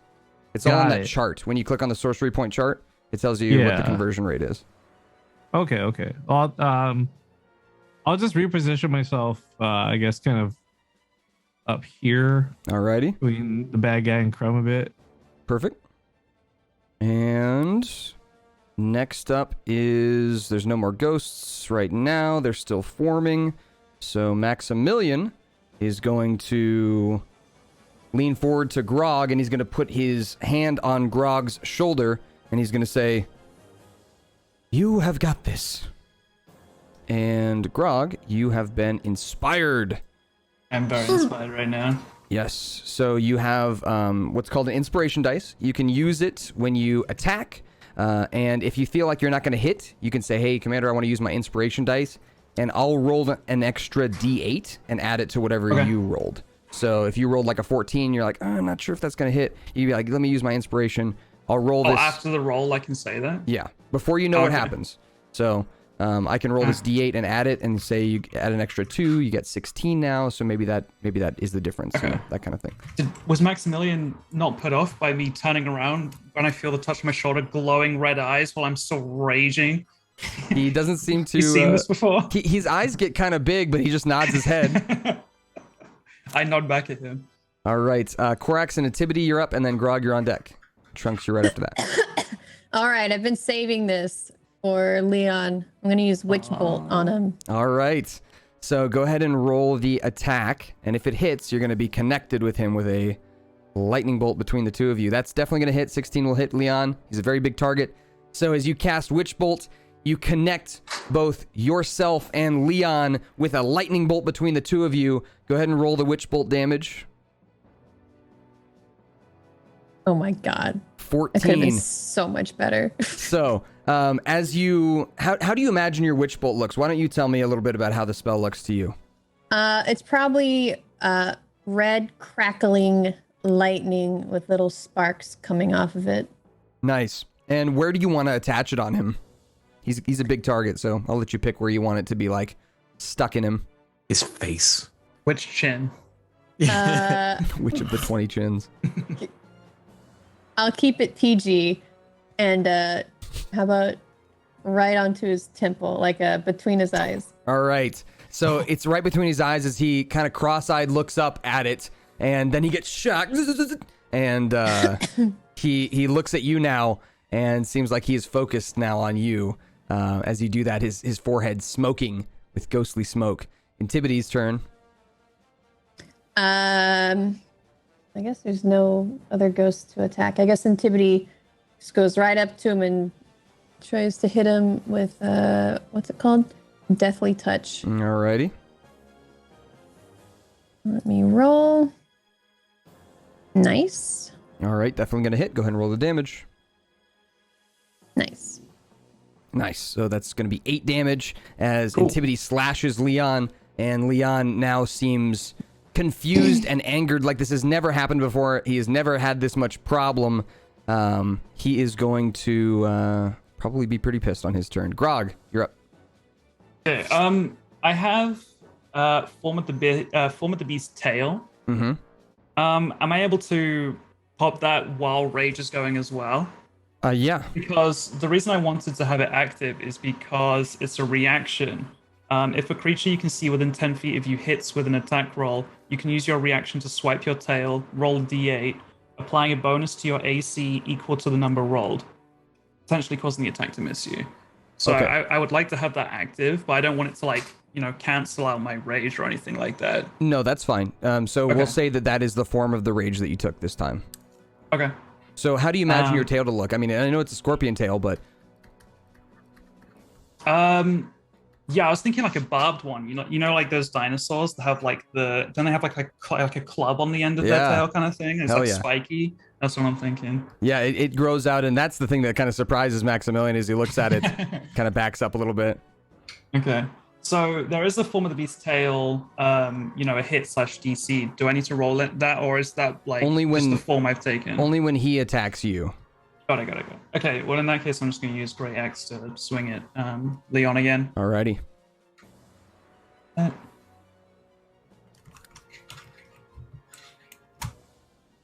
That is Miss Dice. It's a B. Oh, that's that a crit. 20? That's a crit. Ooh, I crit him. Nice. That is the 20. That's a natural 20. Nice. So, go ahead and roll the damage, and I don't know if it'll automatically roll a crit for you or not. We're going to find out. So yeah, I right-clicked. It says crit damage, so I'm just going to hit roll. Go ahead and do that. Oh yeah, rolls 2. All right, 18 damage with the crit.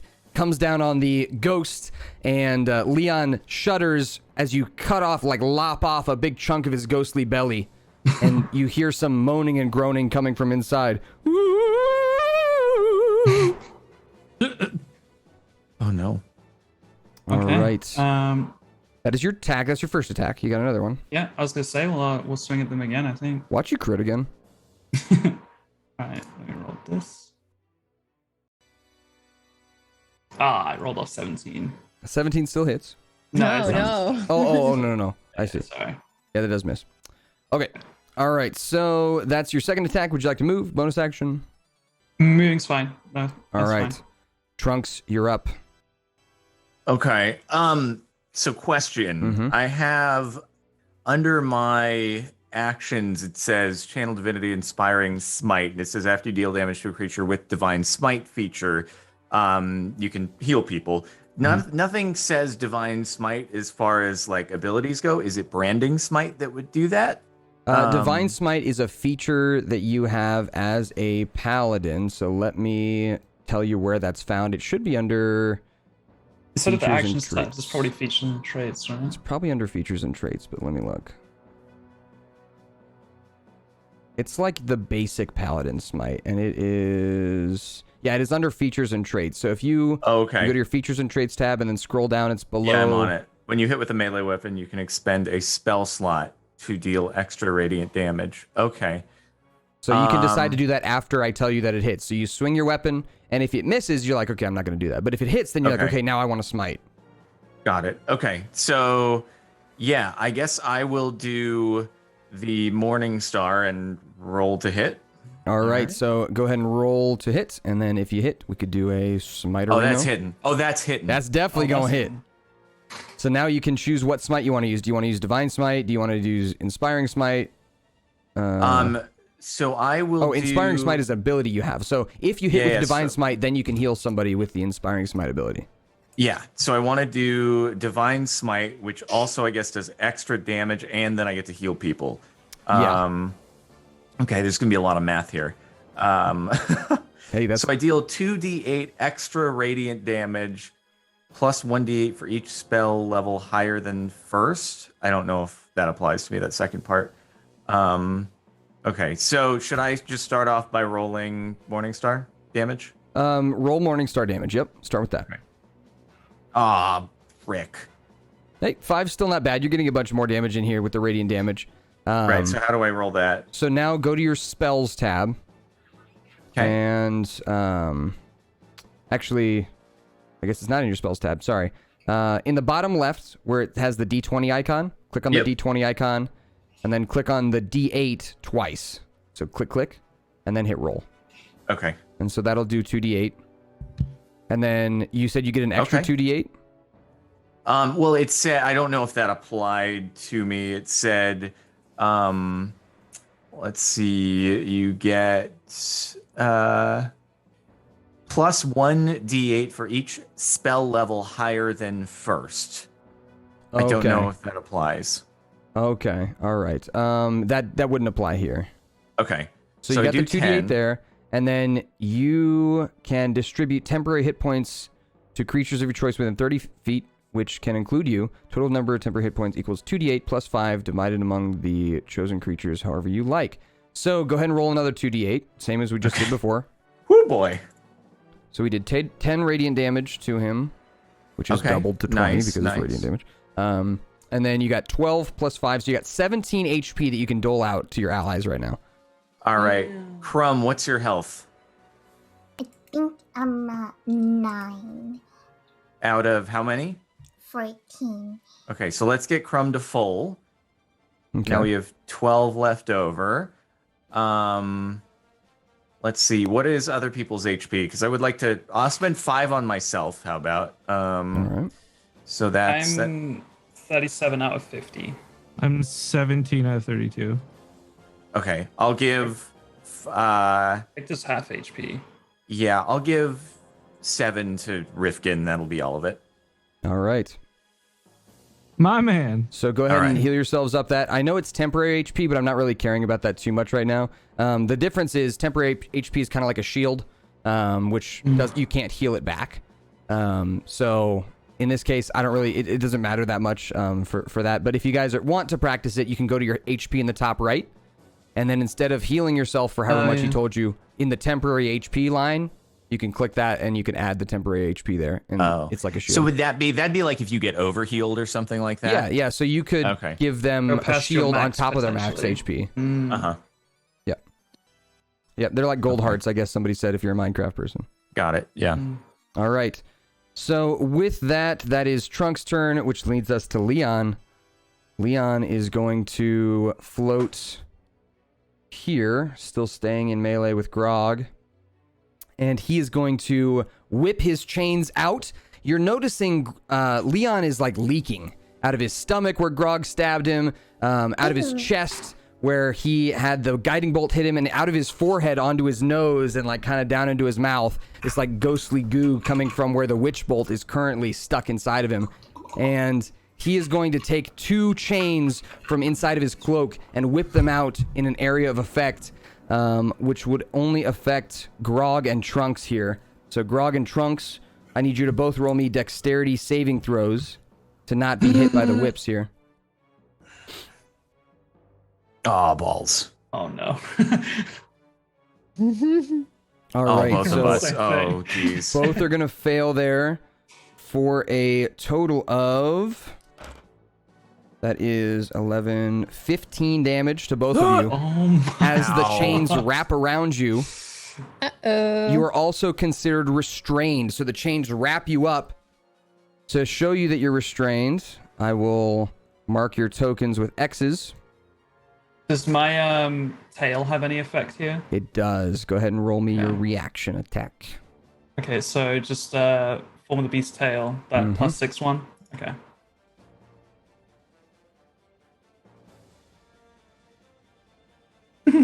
I crit him. Did you crit? Nice. Wow. Okay, wow. What? So go ahead and Again? roll the crit damage. For that. Right click. It says crit damage. Yeah. This guy's insane. He's smurfing. So the tail God. winds up backwards and this time hits him right in his 20 chin. Not that high, but it's fine. Hits him for 8 damage right in the chin area as the chains wrap around you. The tail just gets that hit in right before it gets wrapped up in the chains too. And he kind of like stutters backwards from the hit. And then he is going to use his legendary reaction to squeeze the chains on both of you. Oh my God. Did I say legendary reaction? I meant legendary action. If I said reaction, I don't know if I did. It's only going to deal 2 damage though. 2 damage. So he gets to do 2 things every turn? Yeah, he's a boss. Oh man. And so How's your HP looking? Oh yeah. Do we know I'm at 19. What's the 20. cumulative damage that we've dealt to him so far? You wouldn't know that like total number. Like unless you have, as players have been keeping track of it, your characters don't see a health bar or no. But I can tell you, I can give you a description of how he looks. Gotcha. So I will tell you, he looks bloodied. He looks like he's on his last legs. That's what I'll tell you. So you can kind of Doesn't crit do more damage? Crit should do I got more, an more extra. damage. It already calculates it and throws an extra dice in, I think. Yeah, it throws Oh, an does extra. So it? he did. Yeah. It's normally a D8. It would did 2 D8 there. He just happened to roll 1. Gotcha. Oh, bummer, dude. Yeah. All right, so that is Leon's turn. Anna is going to float over here, and she's going to say, "Get off them!" And she points her finger and casts Guiding Bolt. Oh. And she's going to hit for 46. So 3, 5, 5. So 16. I thought you said 46. Wow. I was like, that's I'm like, holy crap. That's my She's little paladin. Cracked. Holy cow. So she points her finger at Leon and fires the Guiding Bolt, which hits him in the side of the head. And he looks over menacingly as his jaw drops open like he's going to eat her. Crumb. It's your turn. Anna. Oh my gosh. So yeah, Leon has his mouth open and he's like breathing in like Kirby, like, and she's getting slowly dragged towards him now. No! She's so cool though. Okay, I am going to kill him because he deserves it. I can... If you'd like to do magic weapon, that's probably your strongest spell. Okay, I'll do magic weapon. So you don't have to do that one, but I can tell you what your other attacks are for spells here. You have your basic attack is just your claws, which probably aren't going to do too much, and you don't want to get that close. But for attacking spells, you have magic missile, just like Victor did. So you can do magic missile. That's going to hit no matter what. So if you ever want to use magic missile, that's because you're an arcane cleric, which means you're kind of like a wizard mix. So you have that magic missile spell. You have magic weapon, which is just a really strong spell that creates like a weapon of your choice. And then hold on. Oh, this gives you a different magic weapon. This is not the magic weapon I was thinking of. Oh, this turns somebody's weapon into a magical weapon. That's pretty cool. That's not what I thought it was. So you don't have magic weapon. Never mind. So it's either magic missile or you could do chill touch, which is like stops enemies from healing and is like a little skeleton hand that comes out and slashes them. Those are your 2 options. Okay, chill touch would be good if Anna wasn't about to die, so I am just going to use a magic missile. Alrighty, so go ahead and scroll down on your spell list, and you can choose what level you want to do magic missile at. You could do it at 1st level, 2nd level, or 3rd level. Each level just gives you one extra damage dice you get to roll. So if you do it at 1st level, you get 3. If you do it at 2nd level, you get 4. And if you do it at 3rd level, you get 5. I'll do 3rd level. All right, 3rd level magic missile. Crumb hops up onto the table, stands on 2 legs, and points her paw out. You got this, Crumb. So go ahead and roll that 5 times. 5 times? Yep. It's only a D4, so 3's good. You clicked mass healing word by accident. Oh, oops. You're good. So magic missile 5 times. You've done it once already, so do it 4 more times here. There's 1, 2, 3, and then 1 more. I'm just really unlucky, aren't I? No, these are actually really good rolls. Oh, they're good, yeah. Yeah, for the Yeah, most they're part. good. Yeah, there's a great All right, roll. so let me So add you this up. can't We roll that got high. 3 plus 4 is 7, plus 4 is 11, plus 2 is 13, plus 3 is 16. Crumb, how do you want to do this? How do you want to kill Leon? Oh my god. Ooh. Painfully. So magic missile my normally God. it looks like these little like purple darts that fly out and like hit something, and they kind of fly over the place and then they hit their target. But you can have them look at whatever color you want and however you want them to look, since it's your character.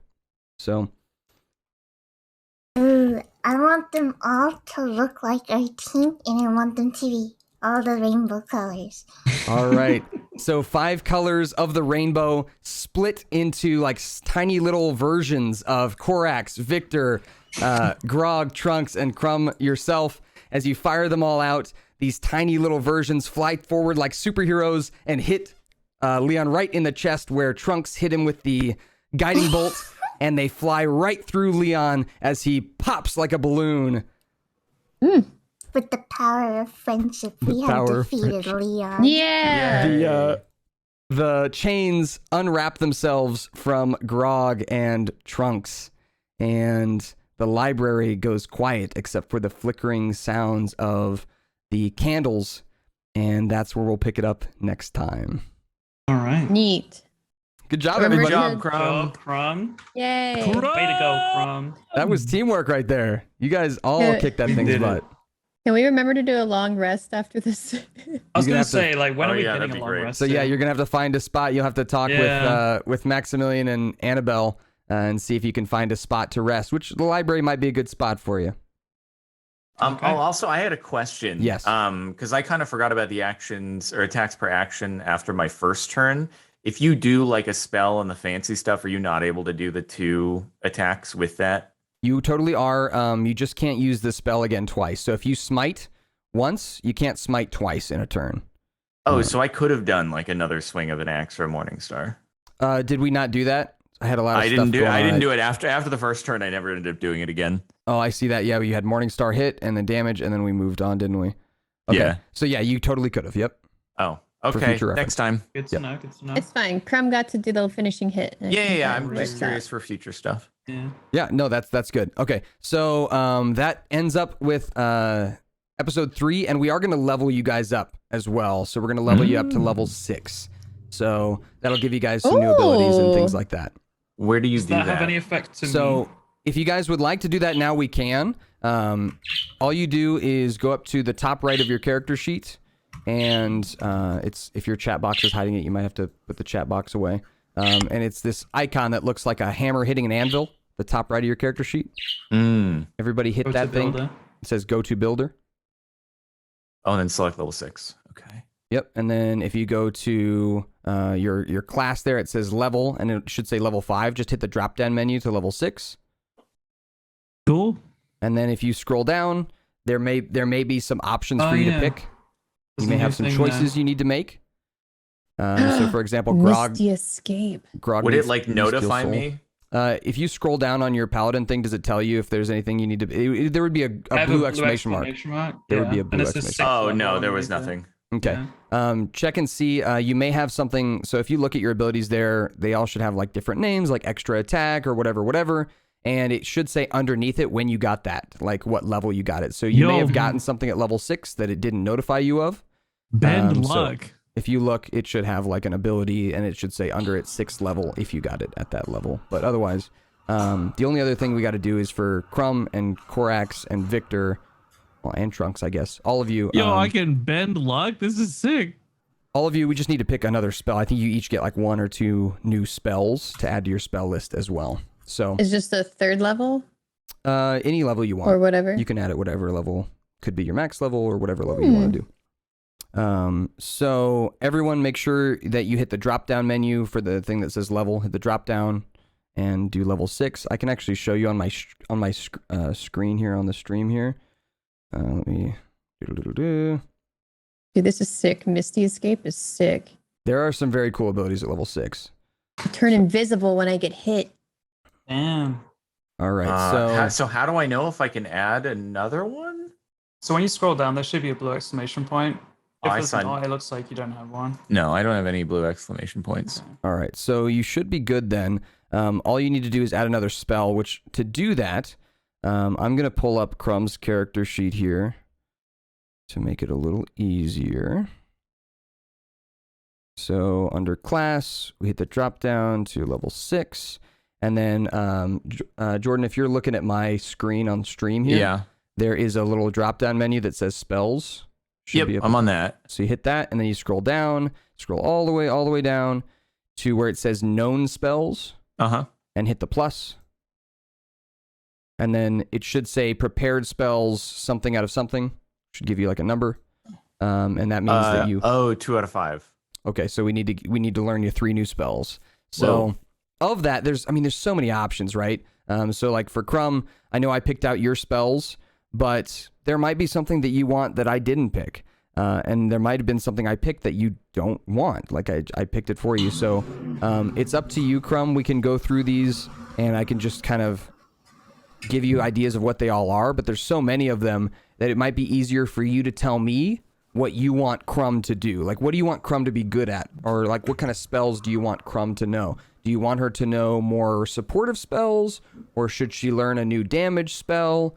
If you tell me that, then I can narrow this spell list down much easier. Kind of what you think you want Crumb to do. Support definitely, because everyone almost died like every single minute. My HP went up to 59. That level up. Yep, and your HP will all go up, yep. Okay. Hey, how do we level up again? One more time. How do we level up? My mom just came home. Oh, you're good. So at the top right of your character sheet, if you're looking at all your stats and stuff, at the top right there should be a button that looks like a hammer hitting an anvil. Ooh. You see that? Yes. So you click on that, and then you click. It should take you to the class tab, which is, I already leveled you up to 6, so it should already say 6 for you. Level 6. Oh, okay. Does Thank it? you. Yes. Okay, and so then you get to pick out your spells. So I haven't done that for you yet. So under where it says cleric, it says class features and then spells. Click on spells. And then scroll all the way down, Crumb, all the way down to where it says known spells. Ooh. Click on the plus next to known spells. And this page is where you get to learn about what these spells do, and you get to learn them. Where it says like the prepare button, you get to prepare a new spell. So Catnip. Or it's just cantrip. what is it? Cat? What was it? Cat what? Never mind. She misread cantrip as catnip. Yeah, it does look like catnip, doesn't it? That's actually I just pretty want to funny. read what I unlocked. It's called Bestial Soul, and it looks like every day I get to... I don't know if it changes. It says you can alter your form to help you adapt to your surroundings. When you finish a short or long rest, choose one of the following benefits, which lasts as long as your next short or long rest. And I can get a climbing mode where I can go on difficult surfaces and upside down on ceilings without even making checks for it. So there's a swimming one where I can breathe underwater, equal to walking speed distance as well. And there's a jumping one which just gives me bonus jumping height. That's kind of crazy. So yeah, I mean, you can probably guess which ones will be the most useful for you. Yeah, probably not swimming. Probably not swimming, but it could happen. Yeah. So can I change this every day after every long rest or no? What does it say? Does it say when you wake up? You can also alter your form to help you adapt to your surroundings when you finish a short or long rest. Yeah. Choose one of the following benefits. Yeah, if you do a short rest, that's if you guys are just hanging out for an hour and resting that way. A long rest would be you guys going to sleep and getting all your spell slots and all your abilities back. That would be a long rest. So anytime you take any kind of rest, you're good. You can change up your form there. Sounds good. Okay. So with that, my spellcasters, the big thing for you is to just make sure that you pick out a spell that you're interested in, that you want to use, something that you think you'll use. Combat, is different, very different, as you've learned now, than like when we are role playing and doing, you know, the big story and stuff. But spells can be useful for both. So don't forget that you can use spells outside of combat for all kinds of stuff. If you want to use Guiding Bolt to blast a doorway, we can do that. It don't have to be in combat kind of thing. So just make sure, you know, that you're picking a spell that you are interested in and want to use either in combat or out of combat. I imagine we'll probably have a couple more combats before the campaign's over, but it'll mostly be role-playing. Crumb has left. They said they had to go like that second. Yeah, no worries. Can you only have 3 cantrips? For you, I'm not sure. It depends, I guess, as a warlock. That sounds right to me. It won't let me pick any more cantrips to learn, unfortunately. Then, yeah, probably. If you want to unlearn one that you don't like and relearn a new one, you can. Like if you've been using, you know, if you haven't been using one and you want to change it out, go for it. Okay. All right. Well, I learned comprehend languages just so we don't run into that thing again. Mm-hmm. Yeah. Sounds good. Yes. And then did Leon drop any, like, did he drop his soul tokens or anything? Because he had like a whole bunch of them, didn't he? He was quite a rich guy. We can talk about that next time, since I know we probably lost quite a few people while we started leveling up, and you know, I want to make sure that sounds good. Everyone gets to hear all that, but maybe. All right. Jordan and I went with Rifkin. I went with Haste. Haste, okay. Haste is a very good spell, very powerful. Going to be great on Grog and Trunks, or you. That's what I was thinking. What does it do? Do you want to read it, or do you want me to tell him? Oh, you tell him. Summary better than me. So Haste is basically it gives you everything double. So if you cast Haste on Grog, for example, Grog would get to attack 4 times. Oh my god! You get like advantage on dexterity throws or something too. You get extra +2 to your armor class. Damn. Yeah, so it basically makes you like super speed. The negative to it is once it wears off. So say, for example, if Victor gets hit during combat and Victor drops concentration on it, you are stunned for a round. So your body needs to recover from having that much energy. So if he used that on you, Grog, and then he somehow lost concentration, it would stun you for a round, which means enemies would all be able to crit on you for a whole round and that kind of thing. So it's a risky spell, but a very flashy and strong spell. Yeah. And then Jordan, do you have any questions about your spells? I was thinking, so I can do 3 new ones. So I was thinking Aid, which just heals more people.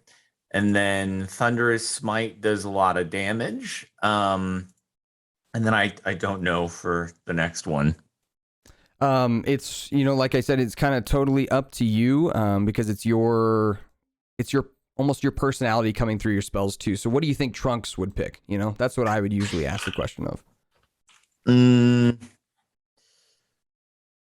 I mean, probably some damaging things. I would say so. That seems like a Trunks thing. So, I mean, I have Searing Smite and Wrathful Smite as well. Okay, so that gives you some variations on the things you can do with smites. I think Searing Smite is like fire damage, and then Wrathful Smite is, I don't know what if it has a special ability. Let's see. Wrathful Smite. Oh, it makes them scared of you, which is cool. That's what Wrathful Smite does. Okay. So they would likely not attack me in future turns? It would have a lot of trouble attacking you. That's okay. Yeah, because it wouldn't be able to look at you if it was scared of you. All right. I could try a Wrathful Smite, I guess. So that's not too bad. There's also, if you want to like do Compelled Duel is pretty funny. Basically, you point at a creature and you say 1v1 me. And oh, really? The creature, if it fails its check, the creature is like drawn to you, compelled to 1v1 you, and it can't. So if for example, you've cast Compelled Duel on someone like Leon, right? If Leon went to go attack Grog while he was Compelled Duel with you, he would have to roll with disadvantage because he really should be attacking you. So if he tries to attack anybody other than you, then he has a bunch of negatives to try to attack people other than you. He's like focused on you if you use this on them. So got it. So other people can just focus their heals on me if I need it, and then you taunt them basically. Yeah. All right, we'll try that then instead of Wrathful Smite. So we'll do Compelled Duel. That's fun. And then we will do Aid and Thunderous Smite. Okay. With that, just so you're aware, Compelled Duel is a concentration spell. So the way that works is you need to hold your concentration on it for it to stay working, which would mean if you used one of your smites, which are also concentration spells, it would drop the Compelled Duel. So once you do the Compelled Duel, it's 1v1, no spells, like Final Destination, no items, like that kind of thing. So you know it's what I mean? My 2 melee attacks every time, basically. Yeah, which is going to outdamage most things. Like you're gonna win most 1v1s. All right, sure, we'll stick with it. That's good. All right, sounds good. Then I think you're all set up. If you've picked your 3 spells, Kara, did you have any questions? Can I switch out spells that I misunderstood before? Sure. Yeah, Absolutely. So I thought tongues was what comprehend languages was. Mm-hmm. So I'd like to switch that out. Yeah, absolutely. Okay, I'm going to remove that. Not a Like problem we're in there. the library, we're like reading Yeah, books. that's what I thought it was, but I was mistaken. My intention was comprehend languages. No worries. I mean, like it's like we're sitting around, like rediscovering ourselves, like and taking this moment to like learn new things after a battle. Like, all right. Any other questions? Are you good, Rifkin? Yeah, everything looks cool. All right, perfect. So we'll pick this all up next time. Thanks for being here, everybody.